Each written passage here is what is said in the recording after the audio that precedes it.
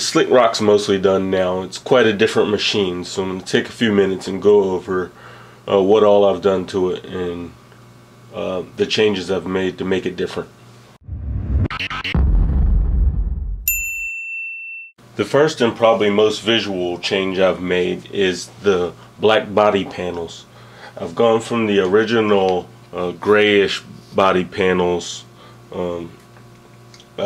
First I did a little design body panel. I didn't care for that one too much once it was installed, so I went ahead and settled on the all black panels. These are painted from the inside, so it has a heavy gloss. You can always change these panels. They're really easy to make.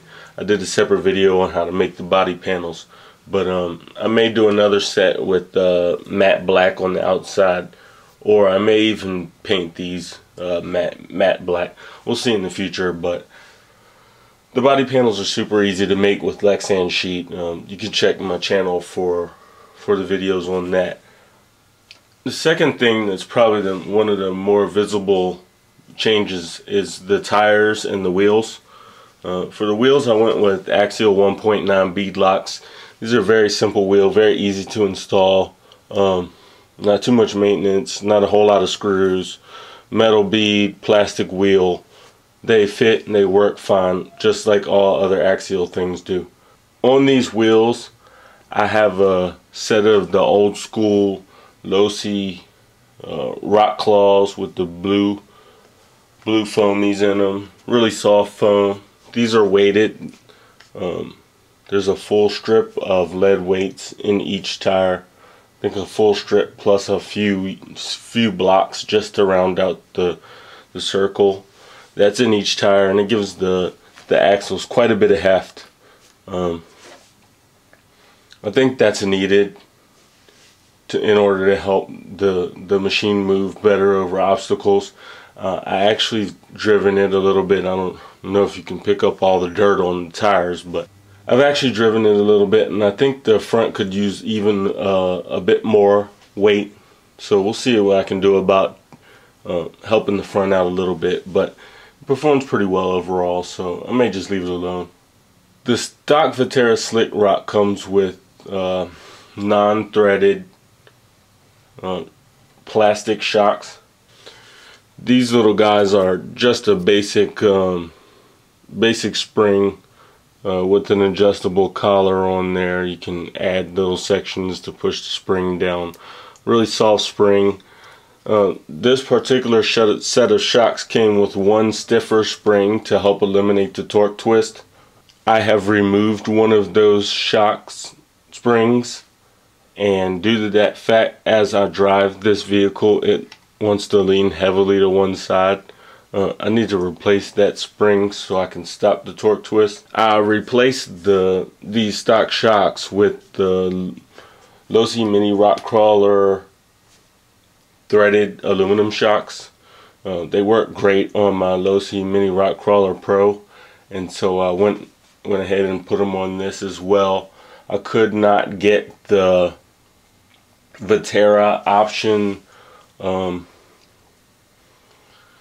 threaded aluminum shocks at the time when I was looking for shocks, and from all my research and everything I could figure out, they're basically the same shock, maybe in a different color.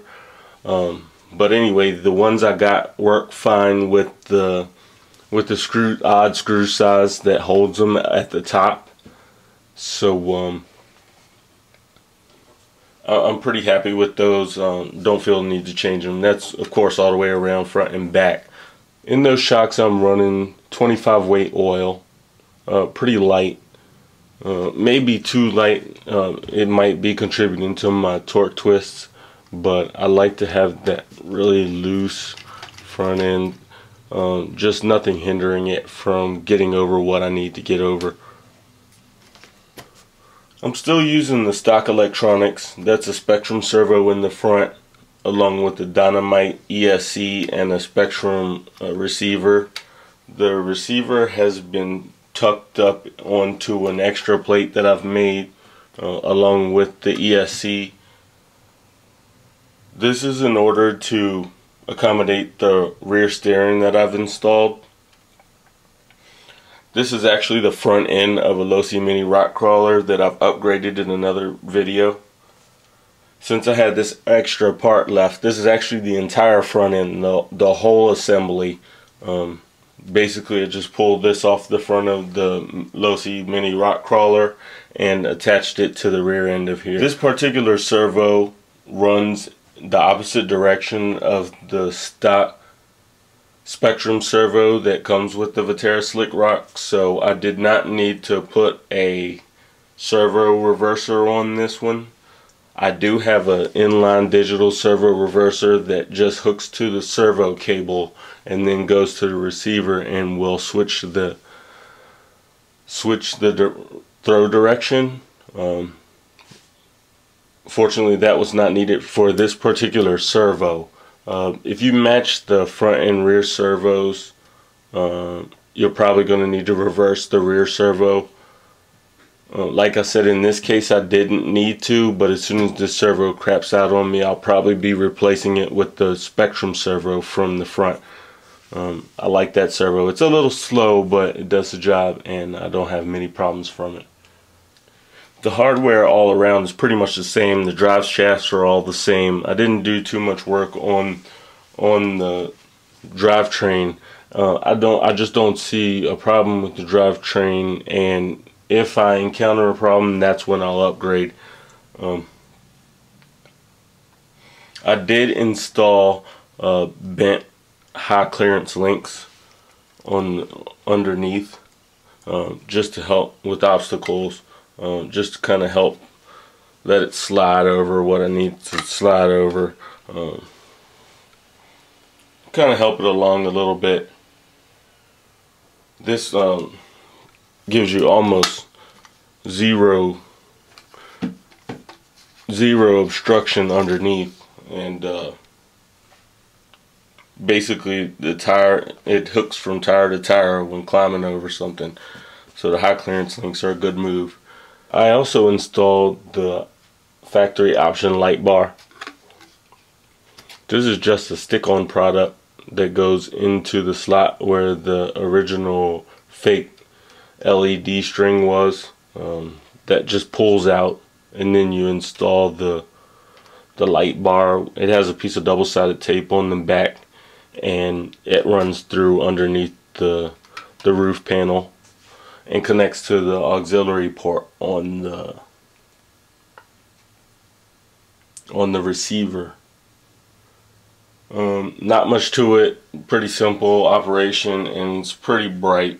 Not too aesthetically pleasing when the lights are off, but I put a switch onto the auxiliary channel.